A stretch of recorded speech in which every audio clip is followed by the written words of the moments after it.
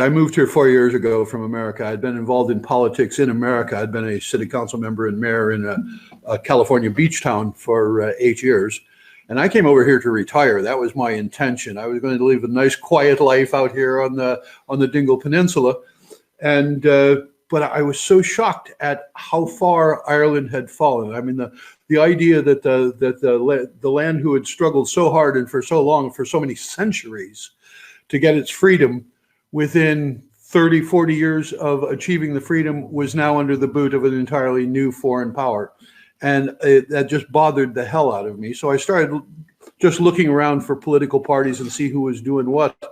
And by and large, the mainstream political parties, if anything, it kind of reminded me of Reagan's old remark that the government is not the solution to the problem, the government is the problem. Well, it's never been truer than here in Ireland. And so as I was looking to political parties, I'm kind of a fighter by nature. I'm a combat veteran and so forth. So I was looking for somebody who was willing to fight. And there was the IFP, the Ireland Freedom Party, was just getting off the ground, holding some organizational meetings. And I happened to stop into one or two of those. And I heard some people there who were passionate about returning Ireland, and that was the passion that I was looking for. So I've been working with him for a while, and I was the Cumin director for here in the kingdom, and then Leo, in his wisdom, called the snap election, and I got a call from Herman Kelly, and he asked me if I'd run, and I said absolutely not. The last thing I wanted to do was get involved in politics again. And then I had to think. I said, "You're running your mouth. You're talking all about. You're complaining about it. If you're going to complain, then you got to stand up and do something about it." So I moved here. Because I wasn't impressed by RTE or the other news and entertainment sources. I just got onto YouTube and started doing that, and boy, down the rabbit hole I went. Yeah. But when you get on there and you start opening yourself up to all these other news services, you're seeing what's going on in Europe. You're seeing what's going on with the national populist parties all over Europe. And then you realize that nobody in Ireland knows any of that because they are being censored. The last thing RTE wants you to know is how well these nationalist populist parties are talking about all the problems that are going on, particularly in Kerry. We're talking about all the problems that people are facing here, real problems, and the ones that none of the other candidates are talking about. Yeah. And I think it's because a number of them are already TDs and things, and they don't want to talk about the fact that these problems have been growing for 5 years and nothing's being done about it. Why have we got these people up there that have nothing to show us after 5 years? They've got nothing to tell you, but they'll talk to you about, oh, we have plans to do this, and we have a plan to address healthcare. And hey, you've been there for 5 years. The problem keeps getting worse. The people are still laying on the trolleys, and you want to tell me about a plan? That's rather like a guy who shows up when your house is burning down and says, we don't have a fire truck, but we have a plan for fire protection. Let me tell you about it. People want their freedom. People want their sovereignty. The people should be ruling their own nations. The people are sovereign. Exactly. If I were to get a tat, I would get sovereignty right across my forehead, so everybody would know what I'm talking about. But that's been the history. Is this country is run for everybody but the Irish. A nation should be run by its people and for its people. The Irish first in all things. And it's the last thing this government seems to understand is what their job is. Their job is to take care of their own citizens. And then if we have left over and we have the ability, we're a compassionate people, certainly you help out who you can.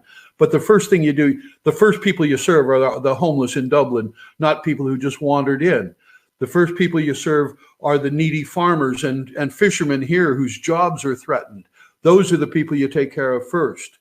That's what your job is. That's why government was created. People banded together for protection so that they could have an entity that would look out for them and protect them from their enemies and so forth. And that's the reverse of what we have in Ireland right now. Immigration is all we're asking is that the Irish should decide who comes into this country. Doesn't say that nobody should come in. I've been welcome. Of course, I've come as part of the diaspora returning, but it's still the same. If somebody wants to come in from another country and they want to arrive here, get a job, find an apartment, go to work, and enjoy the Irish culture and the beauty of Ireland, God bless them. Welcome. Pull up a chair, grab a pint. But if you're just showing up here because people are giving you free stuff and because you know that this is an easy touch, and we got no time for that. We don't even have the resources for that. So, and then you've got the people who have shown up. They've been determined that they didn't qualify for asylum and things, and determined by courts, had a fair hearing, and then they stay. And the Irish government won't even enforce the rule of law to say, hey, there's a law about this. You were in violation. You have to go. Sorry, see you again another time. No hard feelings. Try again. You're more than welcome to try again. Yeah, exactly. If you come back in, once we are sane enough to get to like the point system that Australia uses, that basically says, hi, what do you bring into the party? You know, you want to come into our country, what do you got? Are you, well, I'm an engineer, or I'm a doctor, or that, which we were all promised, remember, that's what we were getting. And so we seem a little light on those. But what, you know, I can support myself, I can invest in the country, I can do what exactly are you on? So that we draw benefits from the immigration. Healthcare. First of all, we're as bad as everywhere else. You know, everybody is suffering. They got the trolleys lined up down the hall, but more. And the worst part to me is it's indicative of a larger problem, and that is the government's willing and the EU is willing to take advantage of our most vulnerable. I mean, you have abortion, first of all. So the first thing they do is go after the unborn. Now they're telling us, we got to bring in all these immigrants because we need to stock up our population while we're killing off the whole next generation. How do you rectify that? The other side of that equation is our seniors. It's our seniors that are the ones who are laying in those trolleys, the ones who aren't getting attention, the ones who are just kind of being discarded. And pardon me, now they're talking, you know, there's all these grumblings and you're hearing the whisperings about euthanasia because we're disposable. We're in the way. We're taking up resources. So when you get to a certain age, you might as well just toss them off to the side. Now you got the pension issue coming up. By the way, we are strongly in favor of keeping the pensions age right where it is. That's the worst thing you can do to a man who's worked all his life. And then at the very end, just when you're coming up to your pension age, they want to shift the goalposts. Oh, wait. You got to go just a little longer. We need your money more. We need some more taxes out of you before we can. One other, because we were talking about Kerry issues, one of the other issues, and it's so instructive about the problems with the EU and our current government here in Ireland, is the beef issue right now with our farmers here in Kerry. What has happened? First of all, we had all this, all our beef has to be sourced and traceable and all that, which is absolutely grand idea. What we're known for. Yeah, it makes us the best product out there on the market. Well, now Germany, see, Angela Merkel got her underwear caught in the ringer, and she got squeezed because with the Huawei controversy, Trump told her, if you put Huawei in as your 5G, we're not going to do business with you. We're going to tariff the crap out of your cars. And China came to her and said, if you don't put Huawei in, we're not going to let you sell cars in China. So she's, oh my God, what can we do? South America hasn't, we don't have any particular. So she goes down and says, how about this? You've got beef, you've got Argentinian beef and this. How about if we swap you out some Porsches and some BMWs and some Mercedes, and you can send us your beef at nothing near the prices, because you got nothing near the overhead and you got nothing near the controls or the quality, and we'll bring all that in and undercut the price so that our Irish farmers are not going to be able to sell their beef anywhere, and we'll be running untested, uncertified South American beef into the market. I thought we went through all that once of bringing in unqualified beef, etc.